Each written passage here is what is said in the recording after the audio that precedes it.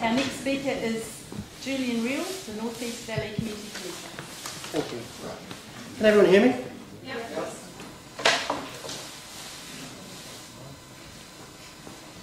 I smoke cannabis. At one point in my life, I smoked a lot of cannabis. Back in 1991, after the Gulf War, it's this one.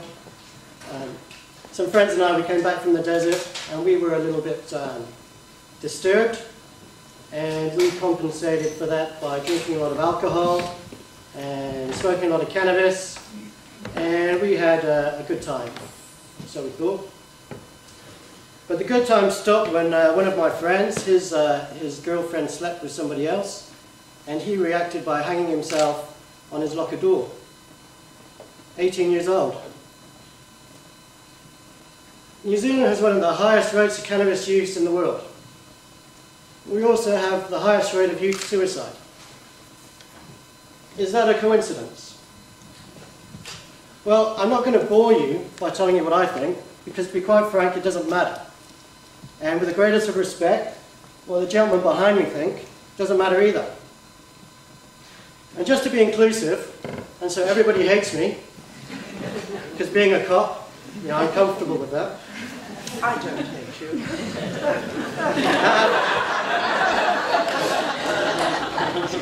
It doesn't matter what you guys think either. You know, New Zealand is a society built on mutual cooperation. And that cooperation is ensured to a certain degree by some rules that we call the law. The law says cannabis is illegal. Possession of cannabis carries a penalty of 3 months imprisonment, $500 fine. If you supply somebody else with cannabis, you're looking at a year's imprisonment, $1,000 fine. If you grow your own cultivation, you're looking at 2 years imprisonment, $2,000 fine. And there's a whole host of other offences around cannabis. But to be honest, those offences are trivial. Or sorry, those penalties are trivial. Because the main life sentence imposed upon you is having a drug conviction. If you have a drug conviction against you, it will restrict your education opportunities, your career opportunities, and your travel opportunities. And I know this to be true because it was on the NORML website.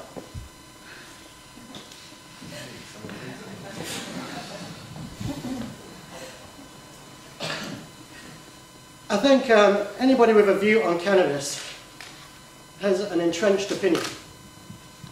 And let's face it, if you try and change anybody's opinion against their will, well, you only end up with a headache.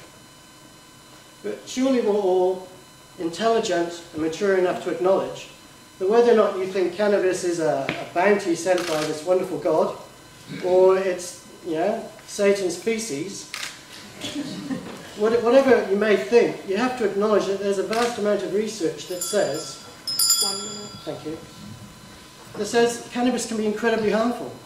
You know, incredibly harmful, especially to our youth. So why on earth would we want to promote it? I had a whole load more to say, but I'm going to run out of time. So very quickly, this book is called The Great Brain Robbery. It's by Trevor Grice. I'm sure some of you know it.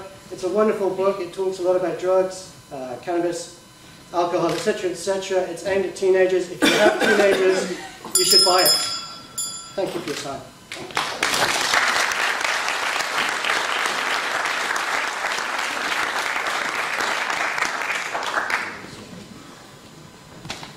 Now, last but certainly not least, on the side speaking about marijuana harms is PACT's Matthew Peppercorn, who is a registered mental health nurse. Kia ora and good day, mates. How are you? So, cannabis is the most commonly used illicit drug in New Zealand. 2001, it was estimated that 52% of New Zealanders had tried it.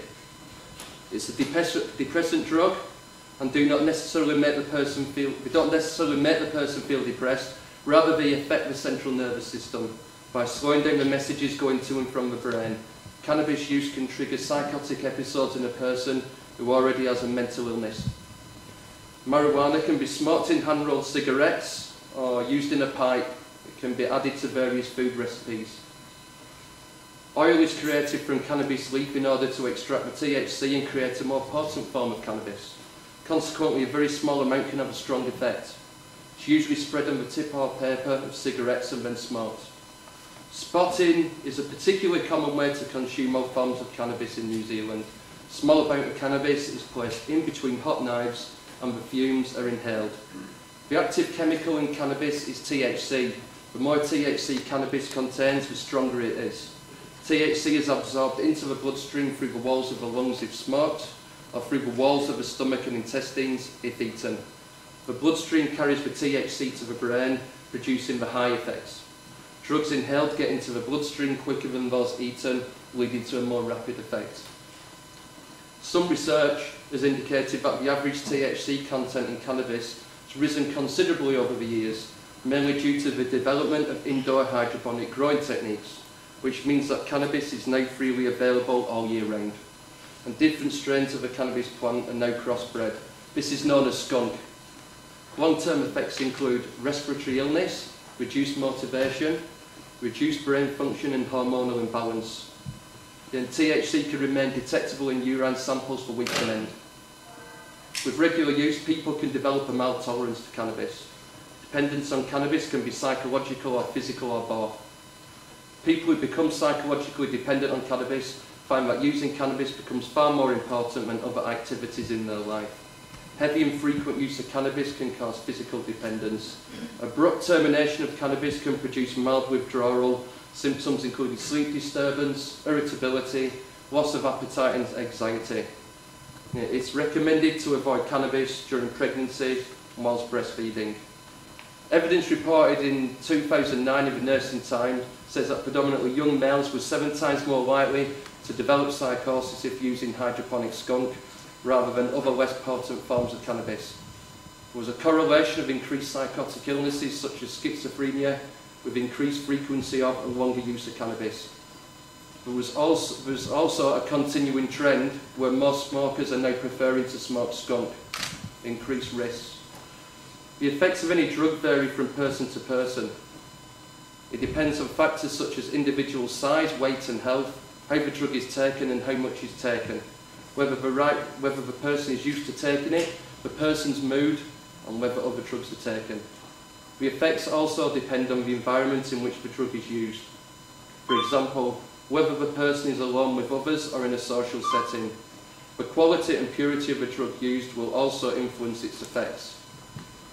Small quantities of cannabis can have effects that last 2 to 3 hours after smoking and can include relaxation and loss of inhibition, drowsiness, increased appetite, increased awareness and altered perception, impaired coordination, impaired coordination, loss of short-term memory and increased heart rate, low blood pressure, faintness and reddened eyes. Larger quantities can lead to confusion, restlessness, feelings of excitement, hallucinations, anxiety or detachment from reality, and decreased reaction time and paranoia.